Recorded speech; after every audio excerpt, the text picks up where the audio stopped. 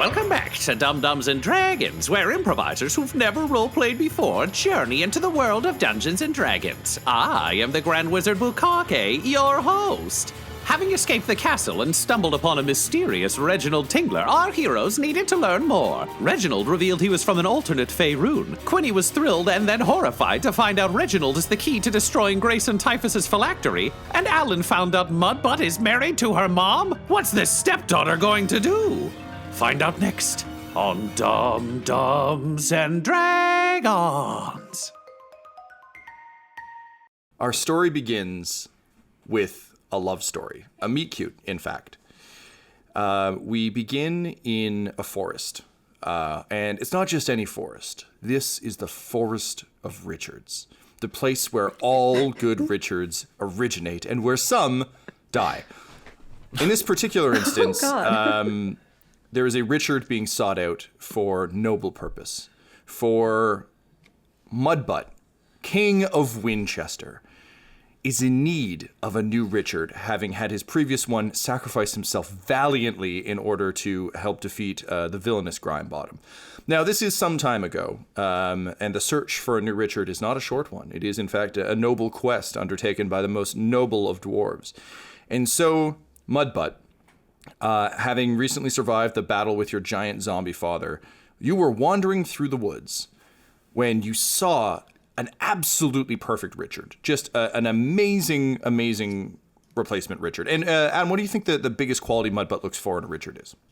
Well, one thing is that the Richard also kind of needs to choose you, right? So a lot of it is that you kind of just have to sit and it's, like when the birds of paradise kind of like mate with each other, and there's like there's the one bird just doing a bunch of stuff, and then there's like the other bird kind of just like sitting there looking at it.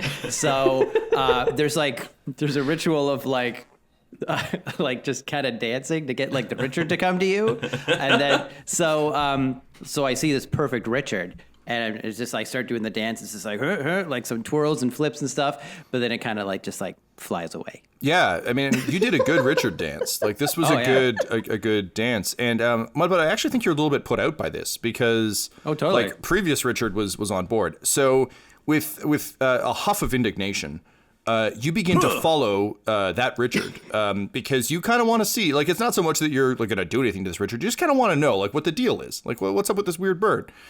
And as you're following this Richard, you start to hear the sounds of little cheeping noises, like possibly some baby birds. And it occurs to you that maybe this Richard was just protecting her nest and might not have any interest in becoming someone's Richard today. And as you're kind of moving your way up to the nest, an arm actually shoots out of the trees beside you and stops you.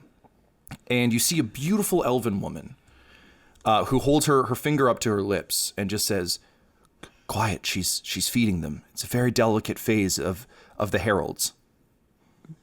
What? What the heck? Where'd you come from? And the bird, the bird flies away and she laughs at you completely ruining her secret bird watching. And she just says, "Sorry, I've been tracking. This is my bird companion Harold. I've been tracking her for quite some time, and it would seem that she's found a nest here in this forest. I'm sorry, I didn't mean to frighten you. My name's Tiana Lyondell. What's your name?" "Oh, I'm King MudButt. Well, I suppose I should say just plain old MudButt. I was a king, but well, not anymore." And then I kind of just shrug and yeah, she laughs and she's like, "That's fine. I used to run a temple, and then it burned down. So whoops." My place burned down too. What a coincidence. That's so funny. We have so much in common. Oh my. Well, listen, you seem like you're trying to find a bird companion like my Harold. You want some help? Oh, sure. I mean, I need a Richard. Now I'm confused. Is your bird a Harold or is it a Richard that you've named Harold?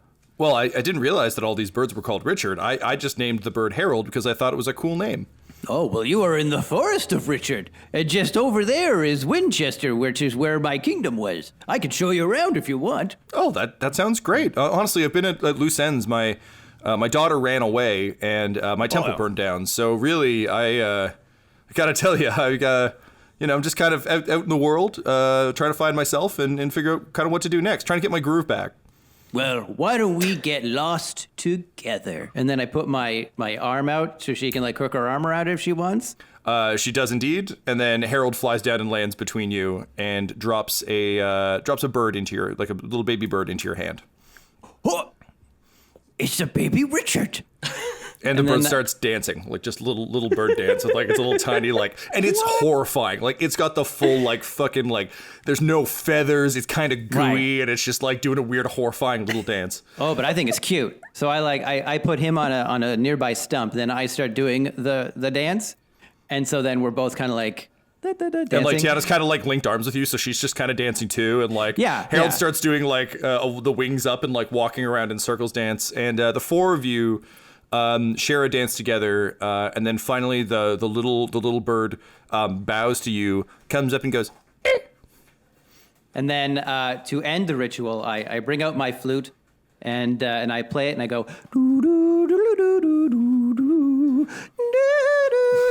And then he like then he jumps in my beard. It's like and he jumps in. And with that, the four of you set out to get lost. Some time has passed. And now, MudButt, you've settled into New Winchester with your lovely bride. But the thing that's been bringing you the most angst is that your best friends in the whole wide world didn't respond to your wedding invitation. You sent it to Sister Grail back in Phandalin. You tried sending it a bunch of times, but they just never got back to you. And it was a real bummer. But... Then you heard Harold swoop down and give out a call of notice, and stumbling out of the bar where you had Fringa beers in each hand, you see your friends. There's your best bud in the whole wide world, Butthole, who was supposed to be your best man, and that was kind of a bummer, but like you're so happy to see him. There's Quinny, who's wearing an eye patch for some reason, but it looks kind of cool, so like that's probably fine. There's some other people you don't give a shit about. But there's also Alyn, and you've been waiting to see Alyn for some time. Because after all, now you're her stepdad. And so, calling out with great excitement, you come rushing over, you embrace them, and where we left off last night, you had just revealed that you had married Alyn's mom, who had just stepped out of the new Temple of Ogma she'd built, to Alyn's horrified cry of, "Oh, fuck no," which is where we pick up today. So, MudButt, you've just greeted your naked butt for a loincloth. You have beers in each hand, and you've got your little Richard in your beard. And you've just greeted the party. Jenna Lyondell has just stepped out. Alyn, you haven't seen your mom since the stack, and she tried to kill you then. But this lady doesn't read as director Lyondell as much as an older but slightly happier version of the woman you remember. But it has been a time. So that's where we pick up. Alyn. I just immediately drop into like a fighting stance and put my hands up, and you see kind of like an electric crackle around them. And I'm just like, explain what the fuck is going on right now. She goes, Alyn, what happened to your hand? What do you mean? You have a robot hand. You know, you've seen this. She looks very confused, and she says, okay, honey, listen, I know... Don't honey me. Don't, like, try to kill me and then, oh, honey me. Okay. I know the surprise of me remarrying can be a lot. That's hard on any child, but I want you to know that what I had with your father was very special, but I don't mean to surprise you so much you have a heart attack. I'm not trying to kill you with this news. You remarrying is so far down the list of priorities right now. Okay, I'm glad you're alive. What's the problem? What do you mean? What do you mean you're glad I'm alive? She kind of looks to you, MudButt, with just like she has no idea what the fuck is going on. I don't know what she's talking about either. I like your glove, by the way.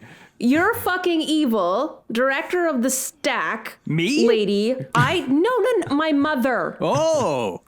No, I Then run I this. tried to kill you. Then you tried to kill me. Honey, have you been having those fuck. dreams again? Are you a fucking double? What are you talking about? Juniper? Do you... What's a juniper? Anything? Do you need berries? I'm so confused. Why did you run away? I'm pissed too. I've just been being polite because I haven't seen you in a long time. You turned into a real asshole. I guess you take after your father. Now, hold on a second. Juniper walks up and pulls out the scroll. So, MudButt, you've never met Juniper before, but she is a... Laura, why don't you give the description? Wait, who's Juniper? She's like... Laura's second character. My second... Hi. And she's kind of like a hardy, strong, muscular woman, really tanned, got like kind of auburn, fiery-ish hair, kind of... and wears like this chainmail that's kind of like, or I guess she has a breastplate now. Fuck, I forget. Yeah, then she has this like cool armor that's all like woo, foresty and cool. Wow. She's very cool. That's a pretty sweet armor. I'm half naked right now. Do you have any extra armor that I might be able to put on my body? Leanne Lionshield begins digging around the carts. Okay, I'm looking. Thank you. But yeah, Juniper, you pull out the scroll and you look at it, and there's nothing. All right. It still has a picture of Reginald. Yeah, I've got Sorry, Alyn, I've got nothing for you here. And Alyn's just like, okay, let's just sit and talk this through.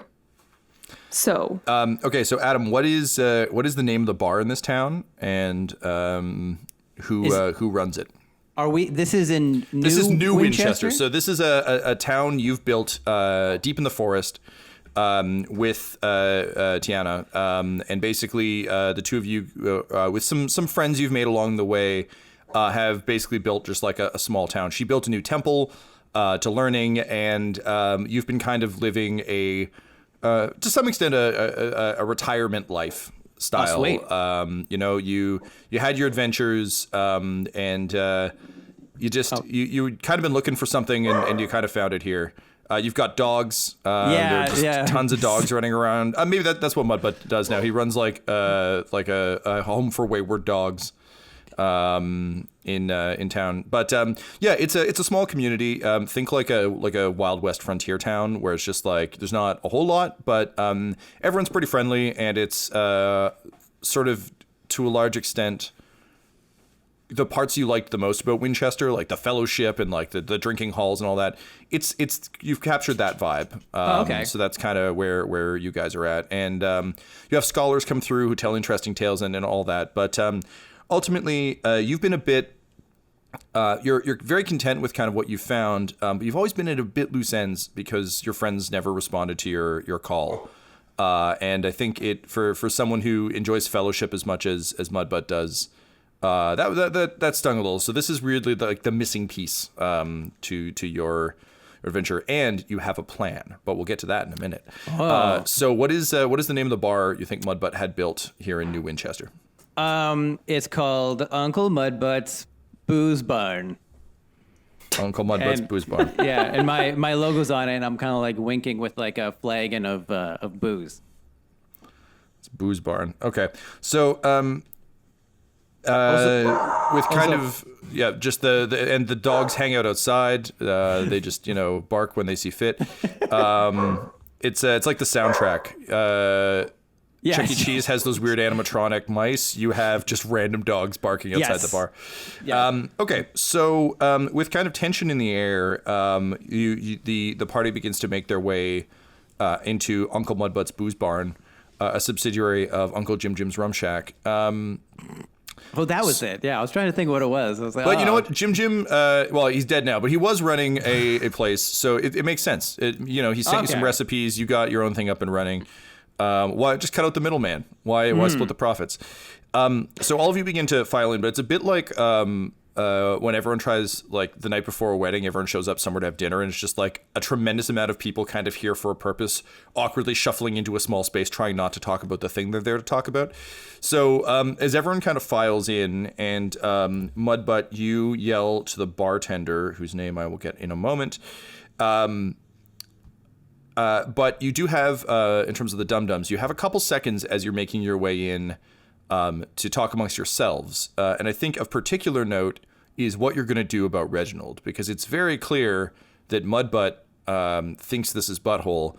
And Reginald, it's also very clear to you that this is, in fact, the MudButt you remember from your dimension. So, party, what are you going to do about... How do you solve a problem like a Reginald?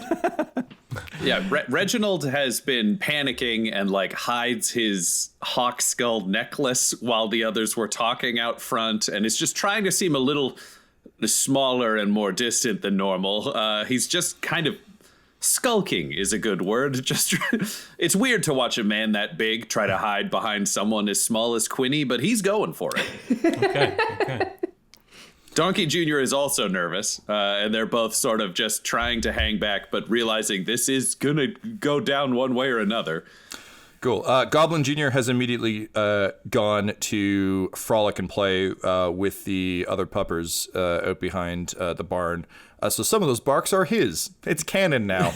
The ones that sound snarfy. Don't worry about it.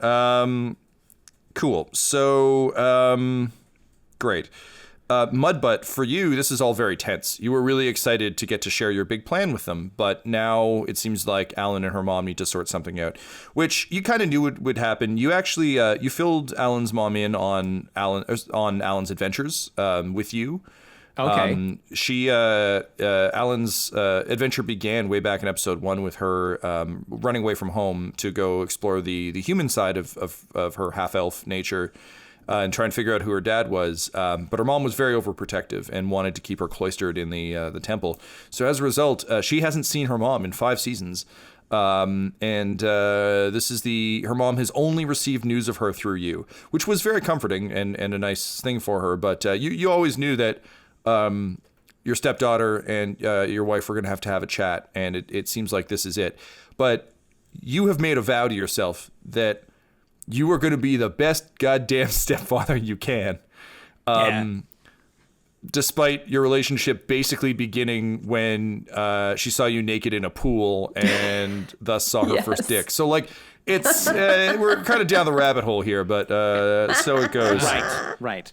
So you welcome everyone in, and the bartender, who is we're gonna say he's like just a very like plump and smiling elf named Mike Latirius.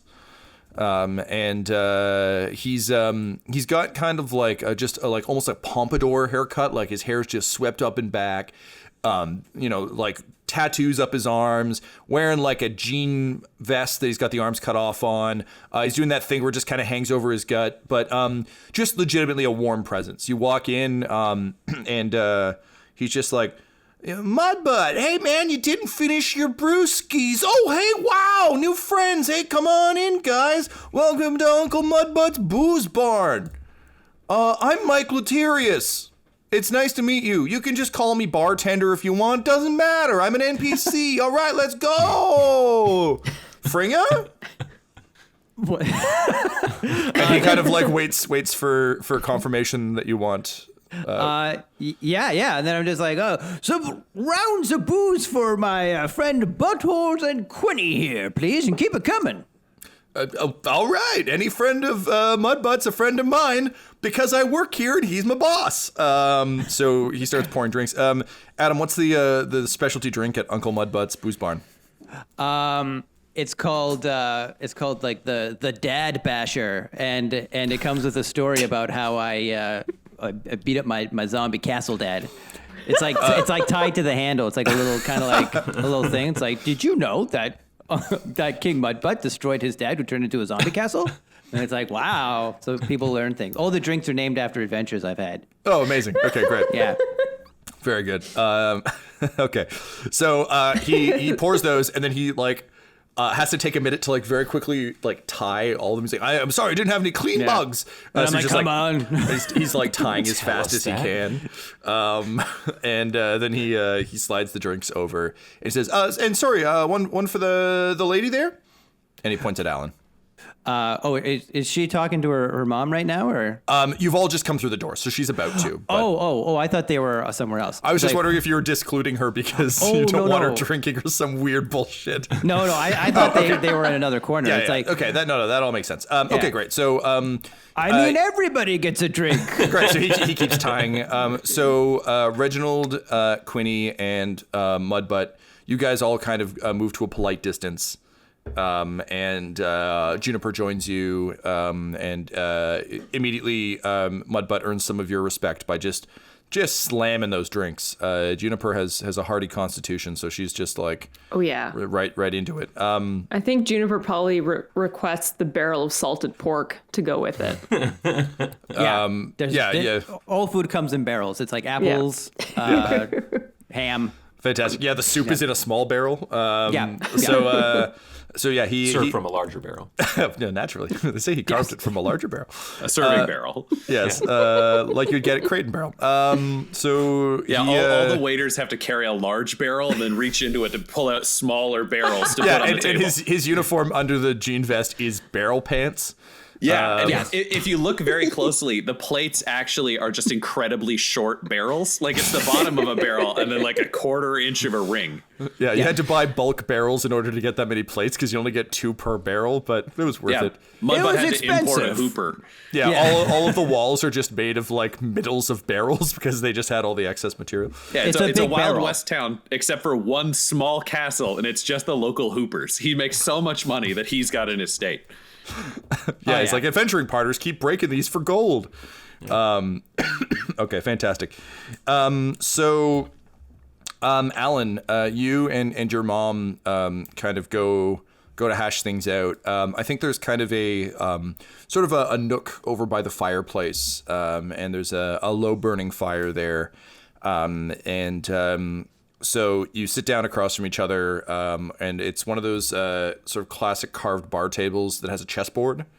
So your mom starts idly setting up a chess game, evoking what the two of you, one of the few ways that you guys kind of enjoyed leisure time together. Most of it was like study and a harsh focus on wizarding and the responsibilities therein. But as she sets it up, she says, so I tried to kill you. Is that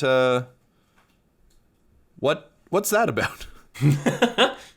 Yeah, so I'm thinking that it probably wasn't you. I am also thinking that, but I'm curious what you mean. I went to like an alternate dimension. Oh dear. And there was a you, and you were pretty fucking evil. I mean, I always hoped, but life takes you strange ways. What was I doing?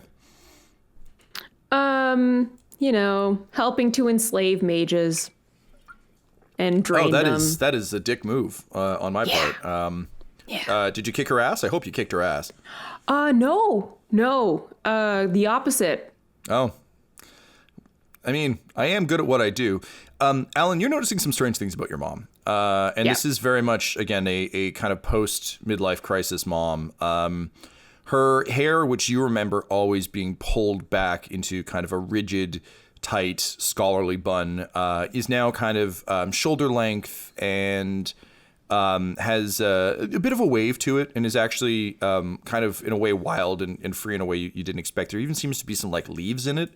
Mm-hmm. She's dressed much more in a much more relaxed fashion than you're used to. Certainly still in a priest's robe, but think more of like it's closer to like what Luke wore in The Last Jedi. Like it's a functional priest's robe where it's a little hardier. The fabric's a bit more meant for work. Whereas you remember her in very fine, soft, robes that don't leave the temple kind of gear. Yeah. You've also never heard her swear. So there's sort of a marked change here from the woman you knew. She also seems to be smiling more, which is something that you don't really ever remember her doing, period.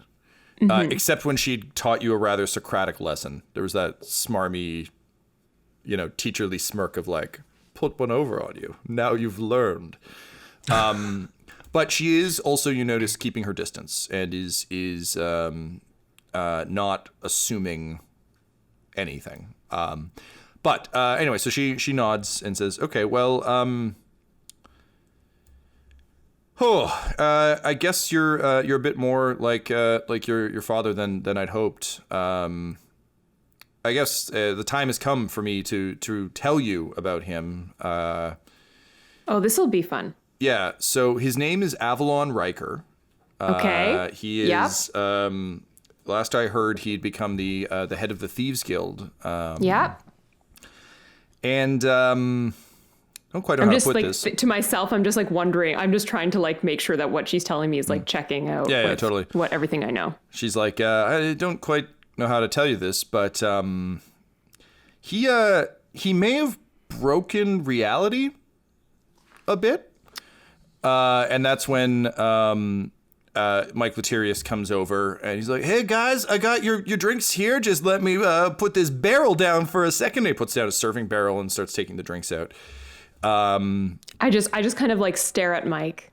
It's just like that tremendously awkward like server walked in on a conversation moment. He's like, "Oh, okay. Well, enjoy your dad bashers. Hope that doesn't relate to your conversation at all." And then he walks away. Tiana goes on to explain that when she met Avalon Riker, he was a dashing, striking, kind of charming rogue, and actually kind of like convinced her to go on an adventure with him, which was something to that point she'd never done. She had also been raised in the Temple of Ogma, in the tradition of Ogma, and had recently accepted a position at the temple you grew up in, Alyn, as kind of a... this is the wrong term, but she was kind of on her way to being the mother superior of that temple. But she was still young. And basically it was like you'll live here for 20 years and learn the ropes and then you can take over. So they went on a whirlwind adventure. They think like Romancing the Stone or like any of those great sweeping like romantic adventure movies. And she fell hard for him, and he, frankly, seemed to fall pretty hard for her. Until one day, they came for him. And she never got the name of the group, even though she did extensive research into it. But they were a group he feared, and more than almost anything, that he said... had been hunting him, and he thought he'd managed to lay low enough by kind of disappearing into the woods on the Sword Coast, but nevertheless they found him, and when they did, he did what he thought was best for both you, even though you had yet to be born, your mom was pregnant with you, and for your mom. He disappeared. And sure enough, when the figures came, they asked questions that Tiana legitimately had no answers to, and then set out in search of him. The note he left explained that he wasn't from around these parts. He was from a different world. And his greatest dream as an adventurer and explorer was to visit other worlds. And so he worked diligently across time and space with various scientists and wizards and scholars to find a way to visit other worlds. And one day he managed to do it. He managed to break out of his world and into another. Unfortunately, that barrier was a bit more delicate than he thought. And in doing so, he accidentally caused something that your mom refers to as the coming collide. She says that as he continued to live and explore, he gradually came to discover that others had found ways to exploit his research and had found ways to travel between these worlds.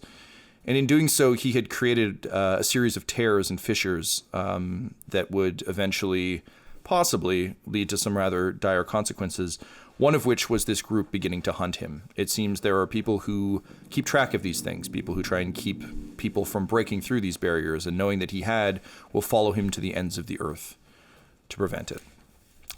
And so, Tiana was left to raise you, a child of two worlds, in a temple, and having seen what a life of adventure and curiosity could lead to, vowed to keep you safe and to teach you the value of study and hermitude, so that these horrible hunters would never find you, and so that you would never experience the heartbreak that she did. So she finishes telling you this, and you come to realize two things. One, from the sounds of things, Riker is much older than he appears, and maybe actually much more powerful than he appears. And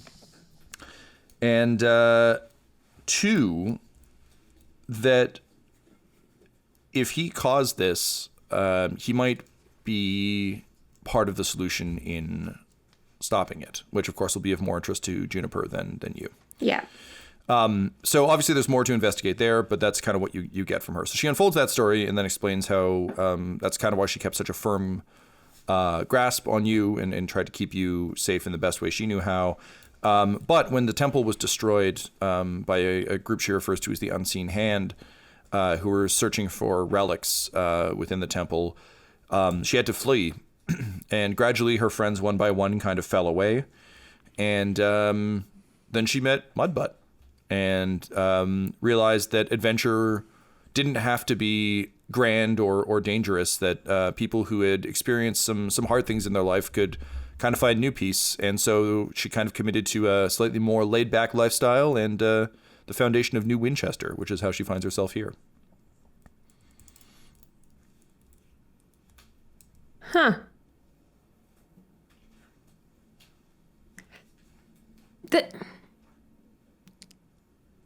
This is like really fucking me up.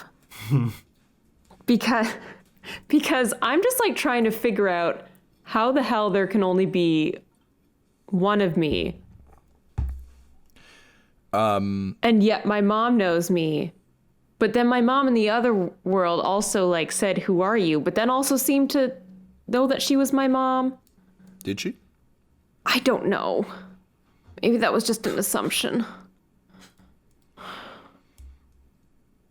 Fuck. Also, if we're tracking why there's one of you, similar to how Butthole was created in this realm so it doesn't exist in any other, Riker came to this realm and boned your mom. So you are born of a Riker from a different dimension and a mother from this dimension, meaning that for you to exist in any other world, a Riker or a Leondell from any of those worlds would have had to cross to a different world. Cross dimensions. So, yes, hence the one Alyn problem. That's complicated. Wow. Yeah, MudButt, if you were in on this conversation, you would come to realize why Tiana kind of really likes you, because honestly, things are a bit easier with MudButt. Yeah, like, oh.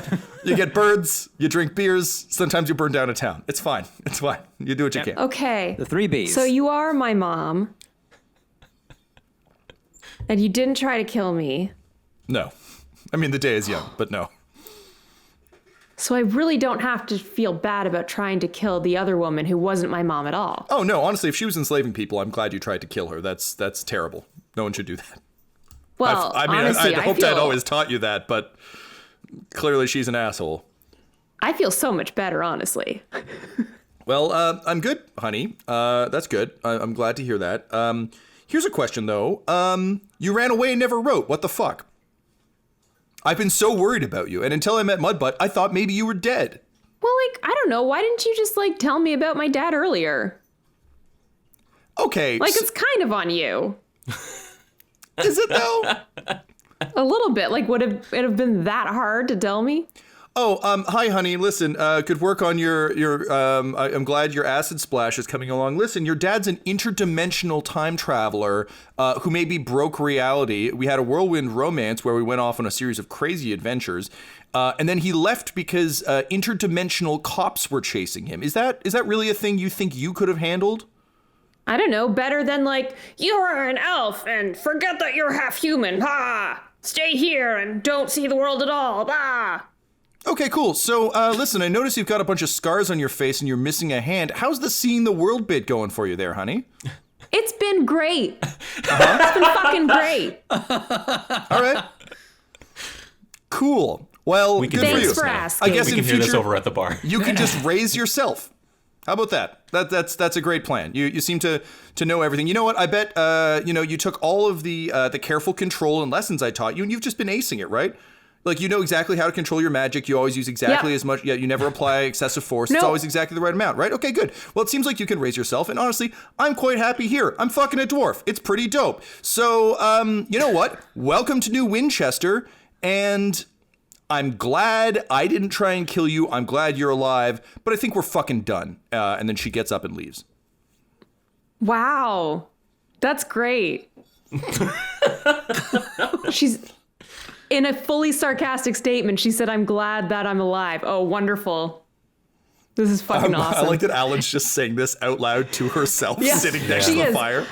As she walks over to an old dwarf man who is just like regaling the bartender about like the good old days. God, this would be Juniper's form.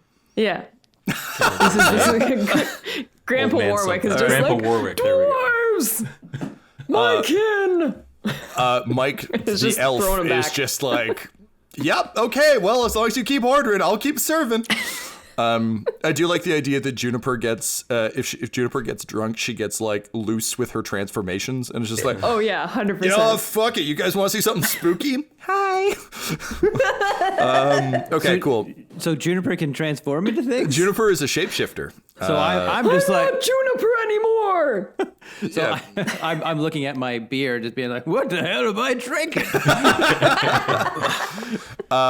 Yeah, you're bummed that there's a cool drunken old man dwarf who lives in town that you've never met before. That seems great. Wow. So MudButt, Alyn and her mom have been having it out. You're sitting with who you assume to be Butthole Farch and Quinny. So Quinny is wearing like a super cool cloak now. He's got like an eye patch. Looking a little worse for the wear. Butthole's looking pretty good, you know. He's looking sharp. He's dressed a bit different than last time, but I mean, really, who isn't? You say looking down at like the armor that the provisions officer from their caravan gave you, which is like Quinny sized. So it's kind of like you're wearing like one of those weird like crop top things, Yeah. but if it was made of chainmail. It's tight. Yeah. So it just kind of reaches the top of your belly, and then we're just in Loincloth Town. Mm-hmm. I mean, you live nearby. You can go get your stuff later, but like for now, just, you know, I'm comfy. good I'm more times than with good fine. pals. Oh, yeah. So the thing is that you're starting to notice that Butthole's acting a bit weird. He seems a little bit cagey, and you remember him being so gregarious and nice. Mm-hmm. What Adam the player can know that MudButt the character can't is that this is not in fact Butthole. This is a different fella by the name of Reginald, who is Butthole's brother, kind of from a different dimension. It's a long story. All right. So just so like you as player are aware, but to MudButt, you're just like, he looks the same, so you're not sure what's going on. Yeah. He doesn't have a lot of like facial recognition. So like if something kind of matches. Yeah, it's like red beard, bald. Like, oh, you're the same. Yeah. It's like, oh, okay. Yeah. All right. He's the third person you've assumed to be Butthole since you last saw him. Didn't I see you last week? Weren't you in the grocery store with me? So I think Quinny and this is super dumb. Quinny and Reginald, you've been regaling MudButt with just getting him caught up to speed on what's been going on, which is a lot of Quinny explaining and a lot of Reginald nodding along. Reginald, do you think you'd be trying to contribute to this conversation at all? No, I think at most you'd be getting like, yeah.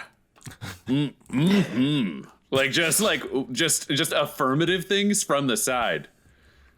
All right, so Quinny, you're just telling the story of what happened at the stack. So what do you think the highlights of that adventure would be that you'd tell MudButt? I tell him about how it was like an underwater tower that was linked to a similar structure in another dimension, and that there was a portal down there that like linked these two worlds, and that magic users were being turned into like batteries kind of on both ends. And that there is this one bad fella named Greyson Typhus. Both versions of him from our world and from that other world were both really awful. We killed the one from this world, but based on... I don't know how much, like, this isn't butthole I want to give him to deal with. So I was like, based on some information we've recently received, the other Typhus is still at large, and it sounds like he's in our world. Okay, so when you say linking worlds, is it kind of like how if I were to get a bar and then build like a tunnel to another bar, but like they both have the same drinks, but maybe they're like different prices? It's exactly like that, MudButt. I understand it. Okay. Shot. Oh, okay. Yeah, Oh, I get 100%. it. Hey, speaking of drinks here, hey, Mikey, I'm going to need you to bring over a couple, I uppercutted a dragon once, so, He like nods and starts taking like a variety of crazy ingredients off the wall, and starts shaking them up. So, Alyn, you come over to join MudButt and Reginald and Quinny. There's still a kind of horrible double vision thing that happens for you when you approach a conversation like this, because you see butthole, and then it takes your brain just a second to be like, no, fuck, it's not though. Because weirdly, you haven't actually been without him for very long, so now that there's a guy who looks like him, it's very easy just from the corner of your eye. It very much feels kind of like old times to some extent. Yeah. So you pull in kind of quietly with your drink as Mikey brings over the uppercutted a dragon one time, which are served in tiny gauntlets that have been fused together, but they're still like little drips coming out of the fingers because those things never work. we're working out the kinks, but... Literally. MudButt, you actually, it's funny that Quinny brings up someone that they want to kill, because you've had a plan for a while that you need their help with. Because the thing about weddings is you get to have a bachelor party. Ooh. And you invited them to it, and they didn't come. So you just put it on hold because they're your best buds.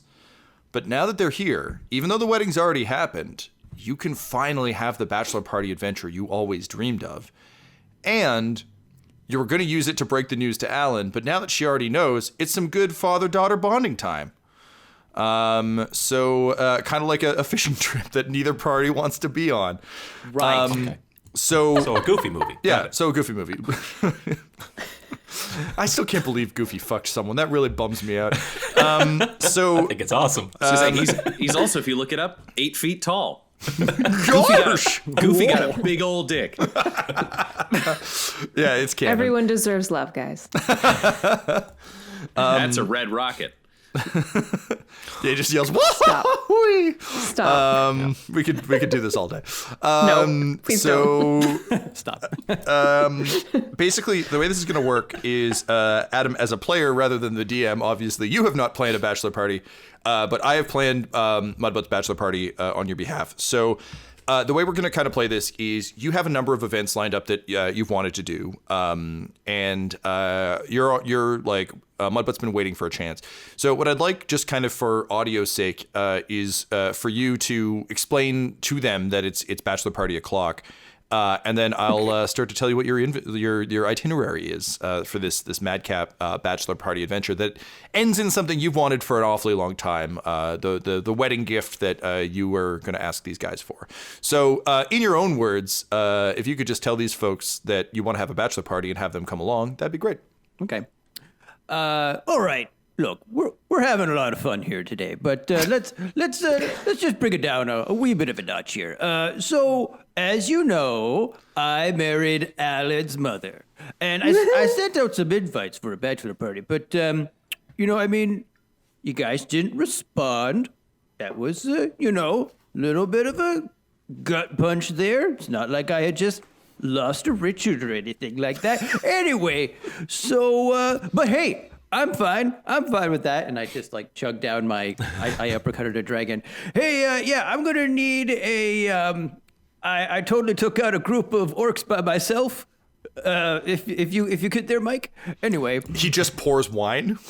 Brings it over. Thank you. This is our simplest drink. Yeah, but I said, since we're all here, I saved my bachelor party just for this moment, and I figured that we could all get a little nutty, but also, and I reach over to Alyn and I like pull a quarter from behind her ear, do some bonding. And then I give her the quarter. I was like, what?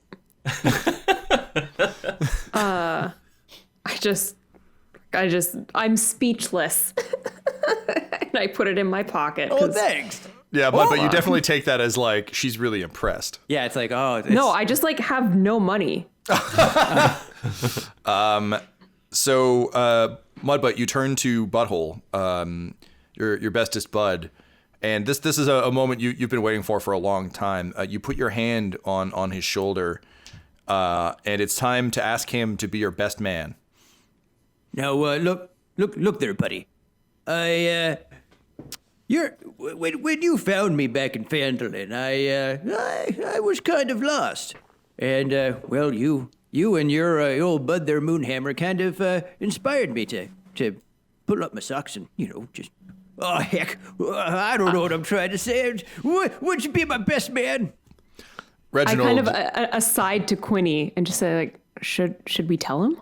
Just let this play out. Let's see how he does. Reginald, the man who tried to kill you, has his hand on your shoulder.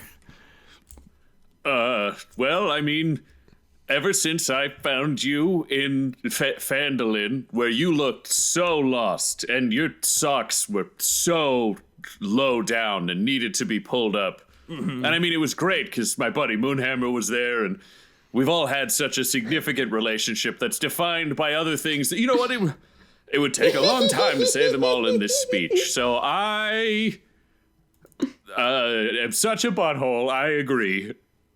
Hooray! And I give him a big This is wrong hug. on so many levels. I give him a big old hug.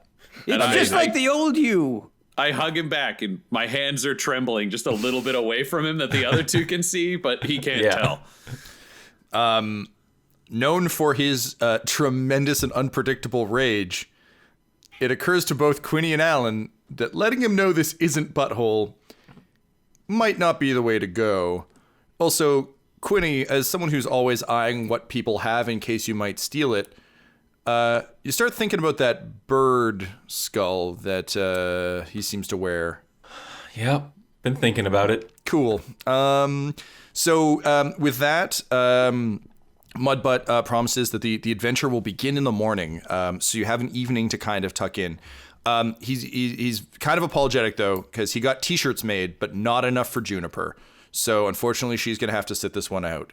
This is a D&D classic party, except for the charlatan. That's okay. I'm staying here with Mike. We're swapping stories. Yeah, and then Mike's like, so wait, you tried to enter the temple as an old man that just shot you? I know, I was confused too. What a bunch of pricks.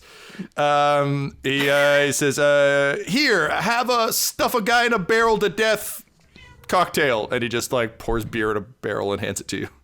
This is gonna be a doozy. So with that, all of you retire to kind of what it's like. It's not so much an inn as sort of a bunch of sort of single room cottages, and you can finally kind of get tucked in for the night. MudButt, is there anything you want to prep with these guys before your adventure, or is this just kind of a you're glad they're on side, you're ready to rock and roll? I guess I want to tell them to like bring their armor, like bring their finest armor, and if they want to give me a gift, they can give me a gift. Amazing. So with that, all of you get a chance to turn in for the evening. Juniper is drinking the night away with Mike. Reginald, what do you do this evening? Well, I mean, he's very busy panicking. That's very much where he lives. I feel like he would try to read some of the Forsaken's book to try to figure out who he's looking at impersonating, but he also doesn't really have the attention span to do that. So he'd kind of flip through it a little bit. And then another thing he'd probably try to do for research, because he's got an ability called Grim Psychometry, or Psychometry or whatever, where he can touch items and then know their dark past if he like delves deep inside himself. I think he would assume that the flaming warhammer he has is some part of the legacy of this guy he's dealing with. So, I mean, he doesn't know he's wrong, but he would dive deep into that. So I can run a history check to recall information about dark objects, and what I will know focuses on the darker aspects of the history and can convey images or history the character wasn't previously aware of on higher rolls. So let's find out what I know. What the hell? That is a dirty 20. Wow. What's the history of the hammer you invented for a character I hadn't met? Well, glad you asked. Which, admittedly, he also just said he stole, so it could be whatever you want. Let me flip to the page in my book where I have that written. Sam has Still a plan for all flipping. contingencies. Okay, so you get glimpses of an abandoned shack in the woods, like a cabin in the woods kind of situation. It was you feel humidity on your skin, and almost as you breathe in and out. I kind of imagine this in like Harry Potter doing the brain water thing, where the pensive, whatever the fuck, where it's just like, okay, you just get to hang out in this scene Scrooge style while things happen around you in like spooky I'm wearing the one ring of power vision. So you get the sensation of humidity, and there's a sort of a group of voices, and you hear one of them say like, I can't believe the commander's gone. That the Fries stand without a leader. I don't even know what we shall do. And then you hear a voice say, they killed my sister. I will not allow you, me too, to go unavenged. And another voice says, yes, the Commander Potatoes may be gone, but we, the Fries, are not. And then you hear like an alarmingly normal voice just kind of go, yeah, guys, you know, that's entirely true. And I really think we need to, you know, just unleash a little bit of vengeance on the dum-dums. Okay? And there's grunts of agreement, and then someone's like, hang on, I gotta take a piss. And you see a troll come out, but he's like a troll wearing essentially like tactical combat gear. So there's like a lot of unnecessary pouches. It kind of looks like Rob Liefeld drew him. And he's got a massive warhammer. Or no, sorry, not a warhammer. It was a mace, right? No, it's a warhammer. Is it warhammer? Okay. Yeah. And he's using sort of a glowing orb of fire on top of it to kind of guide his way. And he just yells back over his shoulder like, yeah, we'll move against them soon. The Fries will rise again. All right, great. And he stuffs it down into the ground, and he goes and unzips his fly, and starts peeing against a tree. Then, as he's doing so, he lets out just like a proper squeaky fart that ignites just a blast of flame off the top of his hammer. And he's like, oh, glad it was facing the other way. And then you see a goblin peek up out of the bushes, and kind of like almost like his eyes wide, and you just hear him say, "Bless my bumhole," And as almost faster than your eyes can see, the goblin scurries out of the bushes, grabs the hammer, and just starts dragging it and running away into the trees. And when the troll turns back around, it's gone, and he's like, "Ah, shit. It's the third hammer this week." He does up his fly, he goes back, and he's like, "Guys, I lost another magic item. Looks like we're going to have to do another raid." And you hear collective groans, and someone says, "Okay, fine. Vengeance soon. Hammers now."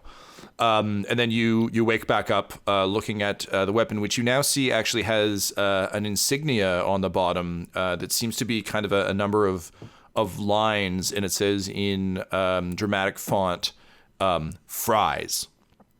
It's just on the bottom of the hilt. It means absolutely nothing to you, but that is what you find. Alrighty, so that didn't tell me much. So I think I would have to go talk to Quinny and be like, all right, so here's the deal. I don't actually know anything about this butthole, and I don't really care to read, so I'm going to need you to tell me how to make this lie work. Also, I'm not going to remember very much, so I'm going to need like maybe a top 3, maybe a top 5 things I should know, and then I'll just kind of lean on those and hand wave the rest. Top 3? All right. You love Moonhammer. She's your patron god, and you invoke her name at the drop of a fucking hat. Because, I mean, I did flip through the book, and it said that I hate Moonhammer for betraying me. And now the MudButt said that Moonhammer was my best friend. And, I mean, It sounds like probably another person that I hung out with, right? Like, it was just like me, and then... Was Moonhammer the goblin? I saw a goblin steal this hammer. Was that Moonhammer? Just a small goblin? When did you see that? Oh, I've got this thing where I can touch stuff and sort of remember the darker parts of its history. First of all, that was a roller coaster ride. So much better than most of the stuff I touch, which is full of murder. I saw a goblin, and then there's something about the fries, and they were swearing vengeance because of you, me too, and the commander. Oh, shit. Oh, God. Is there any way that you would know when that happened? Well, I mean, before the goblin took the hammer... So, I mean... I don't know how long he had that thing for, but great. Okay, so we're potentially being hunted by... Oh, yeah, my guess is it's very active. But, I mean, theoretically, they're looking for the dum-dums. I don't know who those guys are, but I'm pretty smart, so I feel like I'm safe. You look like one of the... If not... you look like the biggest dum-dum, actually. Oh, my God. I need to disguise myself, but if I disguise myself now, MudButt will know that I'm not Bud. No. I can't do it. This is a problem. Right now. Okay. All right, but repeat back to me what the first major point is, so I know you've got it. I'm the biggest dum-dum. No, Reginald. I mean, yes, but Moonhammer, Reginald. Moonhammer is your god, Butthole's god. Oh, he loves her, and he invokes her name all the time, attacking, blessing, all that kind of stuff. Reginald, can you roll me an intelligence save? Yes, I can. Quinny, what's your charisma? Just the modifier, or no, your hard score. It's an 18. Okay. I scored a 16. 16. Okay, you're mostly keeping up. Okay, good. Love Moonhammer, a god. Her. I think it clicks in your head that if you can swap out Horde with Moonhammer, then you've probably got a safe go-to. Horde hammer. Got it. This makes sense to me. All right, so, okay, number 2. You are all about making new friends. You love it. Oh, you crap. basically give everyone the benefit of the doubt, at least at first, and then you won't shy away from murder if people kind of disappoint you and let you down. But it's usually, repeat after me. Oh, God. Hello. New friend. New friend. A little happier, a little more energy. Bring it up. Hello, Bring it up a few notches. New friend. Happy. Okay, we'll workshop it a little. It's a little better, but that's about. So I say that right. a lot.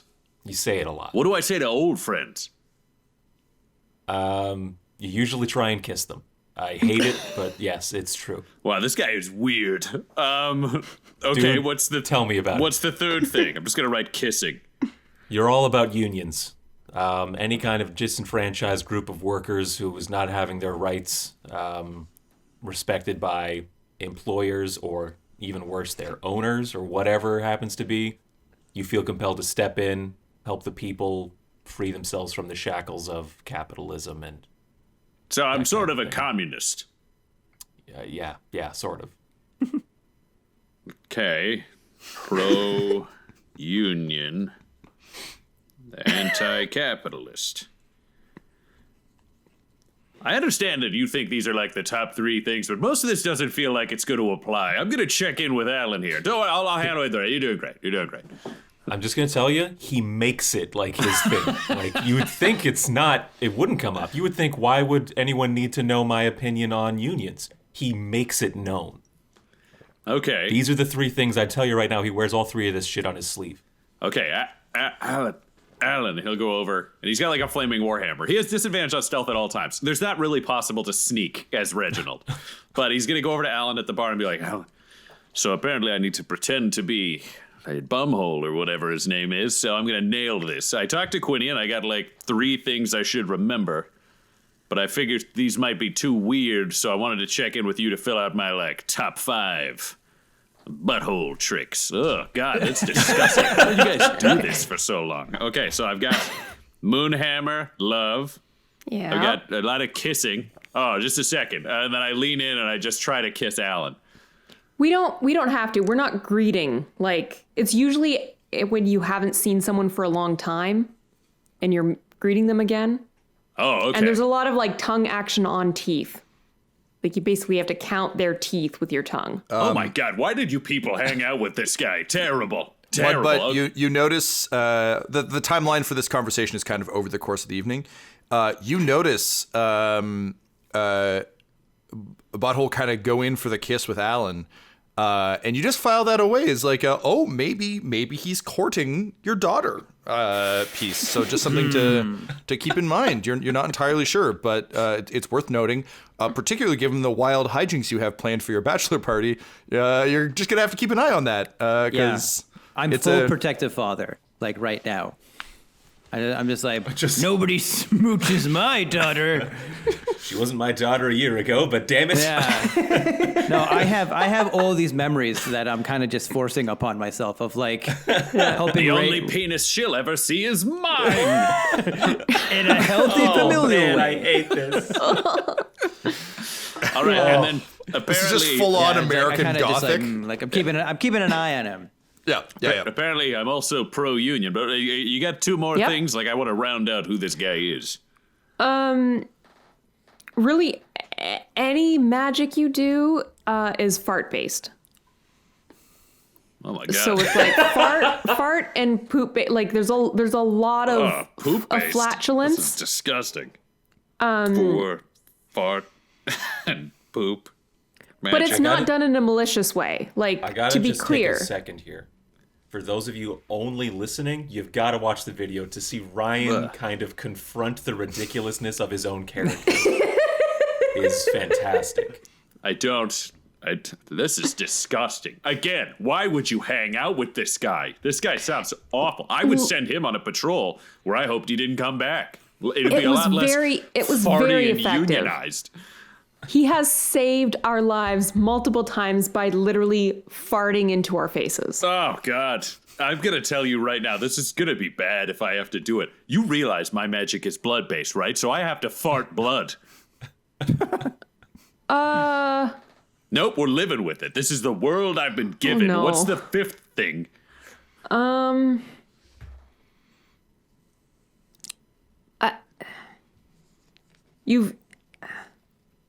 You've got some real parental issues. But you don't want to talk about them. Actually, just family issues in general. So avoid talking. Whole family's kind of about daddy. like evil and has like hurt the people you love, but you also think your mom's okay, even though she's probably really evil. I mean, that's the same as my regular life, so that's fine. I don't know my mom. I assume she's great. My dad's a giant penis, but I mean, he's also the only reason I'm not dead, so don't talk about him unless you have to call in a favor. Yeah, because your dad's dead, so... Oh. Okay? How'd he die? I didn't think anything could kill Daddy. You don't want to talk about it. No, but I want to talk about it as Reginald. What killed Daddy? He told me nothing could kill him. I think from what I've told, it was you. Is that what happened, Quinny? I wasn't there. Oh, so Quinny's here, and he'll Yeah, say, like, come I over don't know Quinny. exactly how. I don't know exactly how it happened. yeah, this world's Archibald Tingler is dead, and I know it's kind of starting to sound like the same story, but over and over again. But we killed him. But, like, how did you kill him? Because back in my world, whoo, that guy's doing great. I'll tell you, it wasn't easy. I mean, we all almost died. We basically hacked away at his typical human mortal form, and then he turned into some kind of giant demon. That was horrifying. And we just wailed on him until, I don't know, I was kind of magically terrified for a minute there, and also had to break a spell on one of my best friends. It's a whole deal. But enough magical brute force seemed to eventually do the trick. I lost my hand. Yeah, Alyn lost her hand. It sounds like your lives are both disgusting and incredibly dangerous. Why don't you just hide? There's no war here. You don't have to be in a war. You can just stay home. Did you have a home? Either of you? Did you come from a place? I mean, I heard you yelling about a temple and then sort of picking a fight with your mom. What about you, Quinny? When did you decide I need to fight everything ever? Yeah, I haven't really reflected on it much, but I actually ran away from home because it was boring, and this was the life of adventure I desired. I gesture to my vacant eye socket. What are you talking? So I assumed everyone here's parents were like weird murderers for the god of war. That's the only reason you go out and choose this life. Yeah, I was just kind of sheltered and wanted to see the world. My parents grow pumpkins. Got a pumpkin patch. I'm going to tell you guys both right now. I may have to be the butthole for the next couple of days, but I'll tell you, you're both the real buttholes. And then he'll just order like 5 beers for each hand. Like, Reginald's getting wasted now. He didn't realize he was with crazy people. MudButt, can you please roll me a perception check? With a D20, yeah? Yep. All right. I got 11. And my perception... Yeah, I'm sorry. The sheet's a little bit differently arranged than a normal D&D sheet. Right. I apologize. 1, so I guess 12 perception. Okay, so the way we're going to kind of play these checks is to determine how much or how little of Reginald not being butthole you catch in any given situation. With the 12, I'll say you notice that Reginald storms up to the bar and orders 5 beers with each hand. And that strikes you as odd because, like, he knows the Southern Dwarven term. And it's just odd that he wouldn't use it. So that's just we're going to call these points. So add 1 point to your sheet there. All right, I'll make a note. Yep. Also, where's my wife? She went back to the Temple of Ogma. You've had conversations over some time about her kind of anxiety about what Alyn's up to and her hopes that she's okay, and she's kind of reflected on how overly strict she was back when they lived together. So I think after the bar, you go to the temple to find her, and you find her in there's sort of a space at the back where there's like a studio set up, and she is sort of basically like throwing paint essentially at a canvas using mage hand. So she's clearly kind of like trying to work out some shit on canvas. But this is kind of where she comes to reflect. So you kind of walk in and that's what she's doing. You can tell she's pretty upset. Hey, babe. Oh, How's it going? Hey, sweetiekins. It's tough. I kind of hoped for a nicer reunion than that, but she's really mad, and I made a lot of mistakes, and I guess she's just not interested in forgiving me for them. So, paint, and then she just like throws a fistful of paint at the wall. The only mistake you made was being human. All right, and I kind of started like giving her like a little back massage, just kind of calm her down a little bit, and I'm just like, What a thing to say to an elf. oh wait, no, by human, you know what I mean. You know what I do. mean. I know. Yeah. Look, I've just been drinking a lot, so for me to be standing here doing this is an accomplishment in itself. But look, as her dad, why don't you let me talk to her? I think I can kind of get her on, Team Us, if you know what I mean. Oh, thanks, MudButt. I never thought that I would have a partner who could step in and do the emotional lifting of mending a relationship. But I'm glad to have found you. And of course, you little Richard. And she pokes your beard. And Adam, what is the sickeningly sweet pet name you have for Tiana? Well, she's an elf, right? So, Yeah. her name. What's her full name? Like Tiana. Tiana Lyondell. Or Leondell. Oh, I call her my lioness. Okay, so she's like, "Rawr!" And then as she does so, the mage hand throws paint on the ground. She's like, "Oh shit! Oh, okay. I'll use a different mage hand to clean that up." And she'll call you her muddy buddy. She's like, "Okay, muddy buddy. Well, thank you. That's I really appreciate that. No, you guys have fun. Remember,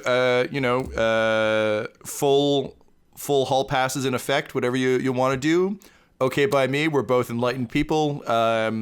So you go nuts. I always felt badly that you didn't get a proper rager before our wedding. I know how much you love to rage. So." Oh, you know me so well.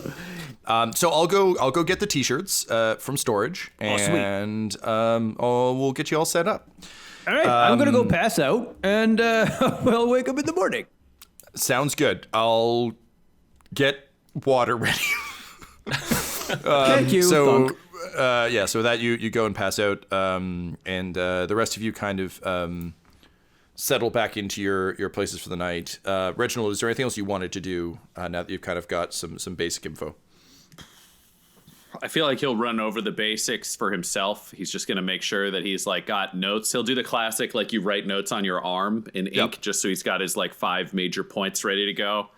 And then he's got to like prep his gem powers for the next day. For those of you playing at home, I'm just using mutagen craft and deciding that instead of it being like some sort of vial, it's a gem that he snorts out of. As we have established, Reginald is like to do. Yes, exactly. Loves snorting, all things.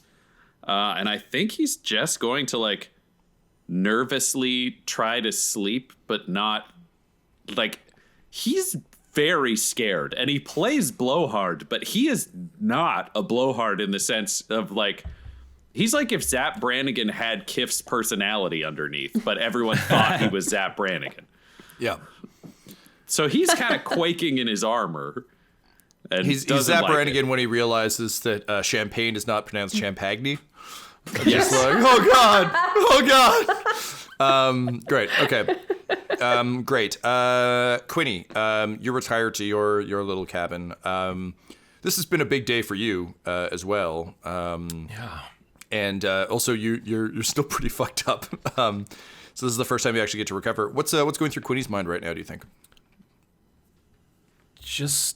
It's like, okay, keep it together. It's just a bachelor party. It's a fun party. It's a fun time. Little R&R won't hurt the group. Take a little break from being the worst fucking king ever to and all we have to do is, we came to this town to rest up and stuff like that. We also need to lay low. We need to come up with a plan to figure out what's going on with Butthole, what's going on with Moonhammer. And that's going to take time. So in the meantime, it's good for the group to relax. And it's good to know that MudButt is safe and alive and kind of flourishing in his new kingdom. So it's just kind of like I think he's probably saying these things like out loud to himself, like in a mirror, as I think he's practicing like a few like dance steps. Yeah, I was gonna say, yeah, great. Just dancing it out a little, and trying to just get to a place where he can sleep. Just kind of addressing all of the little fires in his brain and trying to put them out, and being like, "This is okay. This is under control. This is fine. This is fine. This is fine." Alyn, what do you do before you go to bed?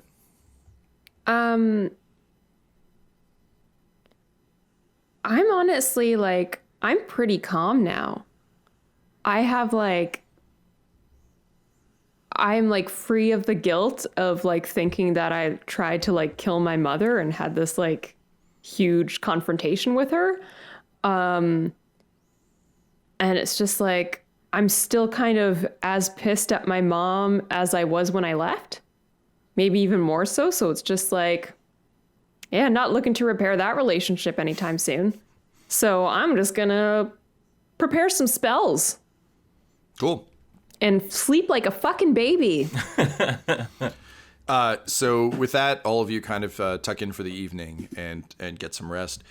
The morning comes and you all assemble in various states of hungover or anxiety, or in some cases like restful states. As MudButt gives you the rough itinerary of what you're going to get up to. He has planned a full weekend, and we'll get into the actual hard details of that next episode. But it sounds like a fun, somewhat relaxing weekend. And Quinny, slowly, like, your shoulders start to relax. He's talking about brunch. He's talking about traveling around in a nice vehicle. He's talking about renting he's got nice accommodations planned. There's going to be some gambling involved. Like, everything seems great, and perfect. For just a hot second, it seems fine. But then he explains what his wedding gift from all of you is going to be, and what the ultimate culmination of the bachelor party is. And he pulls out a picture of Igneous Plantier. And with a smile on his face, he says, "We're finally going to kill that wizard who burned down my town." Ooh. It was a nice feeling while it lasted. As long as we do it with friends. And then I kiss MudButt.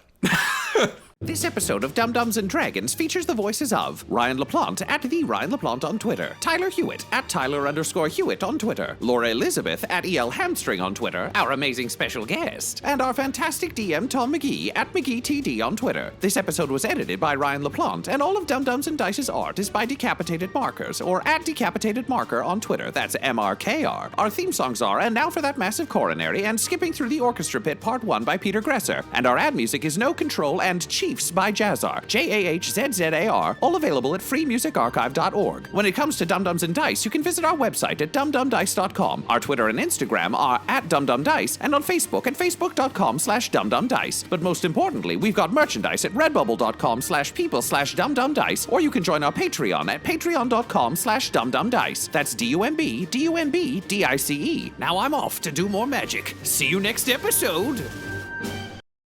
Dum Dums and Dice has to give a special thank you to the supreme beings of our Patreon at this time: Christian Menicola, Long, the Half-Blind Prophet, James Cuellar, DM Rob, Christopher Little, Joshua White, Olin Anderson, Sue One, Devin Boyce, George Dolby, One True Artistry, and Jill and Noel LaPlante. If you want your name to be added to this list, you can join our Patreon too at patreon.com/dumdumdice. Thanks to them, and a little bit of thanks to you.